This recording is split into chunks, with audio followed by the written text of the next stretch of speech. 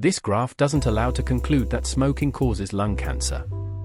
All it shows is a correlation between cigarette smoking and the rate of lung cancer over time. Correlation is a complex term with a simple meaning. A correlation is simply the fact that two things change very similarly over time. It can be due to the fact that one causes the other, but they can also result from complete coincidences. Here is a graph of the popularity of the name Thomas compared to the rate of vehicle thefts in a US state. Does it mean that naming your kid Thomas will increase the rate of vehicle thefts? Here, the number of Yamaha motorcycles in the UK compared to the annual email spam rates. Here, the use of genetically modified cotton in Texas versus the global number of pirate attacks. On TylerVigen.com, you can see countless examples of random correlations like these. Now I hope you got the point, but unfortunately many journalists don't. You may already have seen such reasonings in the media or journal articles.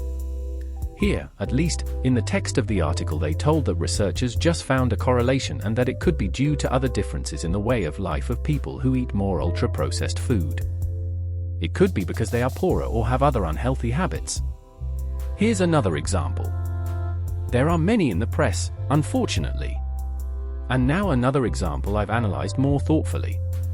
A press article titled, "Without any nuance, the proof is in, TV really does rot your brain." And here, the fact it was just a correlation isn't mentioned anywhere. They have zero doubt that watching TV shrinks your brain. The brains of people who watch TV the most really shrinked, but maybe there is another difference between high and low TV watchers. We could imagine, for example, that people with the most stressful jobs are the biggest TV watchers, and that it's their job which shrinks their brain and makes them watch TV more. I have found the scientific article upon which the journalist relied, and of course the researchers mentioned multiple times that all they saw was a correlation between high TV watching and brain shrinkage. At some point they made a table to describe high and low TV watchers, and I noticed 4 things. First, their samples were relatively small. Also, amongst high TV watchers, there were many more diabetics, smokers, more alcohol abuse, and they had overall a lower level of education. So the fact their brain shrinked could be explained by these factors, rather than by the fact they watched TV.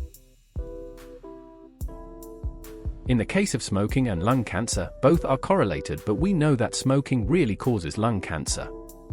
So how do we know that? We became sure of it thanks to animal experiments.